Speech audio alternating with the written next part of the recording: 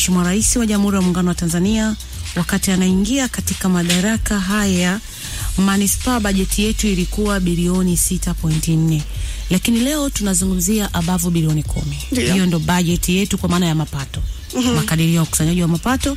Kwa unaweza kuona ongezeko hili ni kubwa, ni ongezeko ambalo sisi wote tunatoka kifua mbele kujivunia. Lakini unavyozungumza mapato, tuko na mapato ya aina nyingi. Hii miradi ya maendeleo haifanyi tu na mapato ya ndani.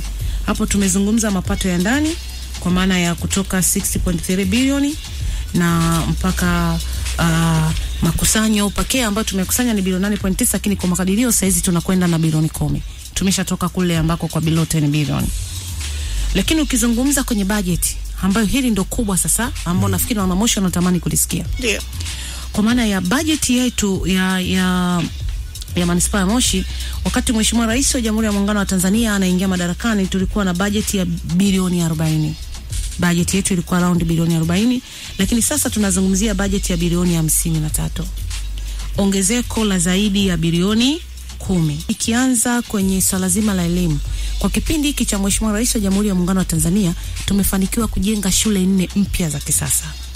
Tumejenga shule 3 za sekondari, ambao tumejenga shule ya Islamic, tumejenga shule ya Msandaka, tumejenga shule ya Bomambuzi ambayo tumejenga kwenye kata ya Kaloleni, lakini pia tumejenga shule ya msingi Mshikamano ambayo shule hii zinafanya sasa jumla shule 4, sekondari 3 na msingi 1.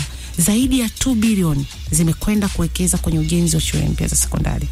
Lakini hatukuishia kujenga shule mpya tu, bali tumekwenda kufanya ukarabati wa shule kongwe. Kwa zaidi ya milioni 500 tumekwenda kufanya ukarabati. Tumekarabati shule ya sekondari JK, shule ya msingi JK ambao bado tunaendelea kuikarabati. Tumekarabati shule ya msingi Mawenzi, shule ya msingi Mwenge na shule ya msingi Muungano. Hizi ni shule zilijengwa miaka ile 1950. Ukifika pale JK na kule Mwenge mwenyewe utaona.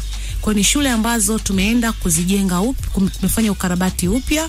Ukifika utaweza kuona miundombinu na namna ambavyo imeimarika. Lakini hatukuishia kufanya ukarabati pekee.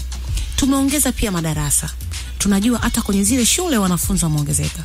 Kwa kipindi hiki kifupi cha Mheshimiwa Rais wa Jamhuri ya Muungano wa Tanzania, tumejenga madarasa 112.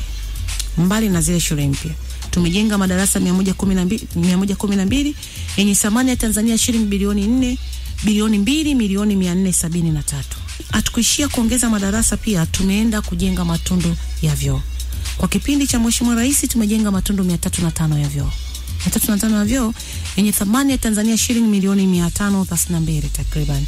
Tumeyajenga katika maeneo yetu tofauti tofauti ili kuona tunatengeneza miundombinu ambayo inakidhi haja na nyakati tulizopo.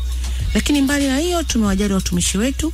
Tumejenga nyumba za watumishi takriban 3, lakini pia tukajenga mabweni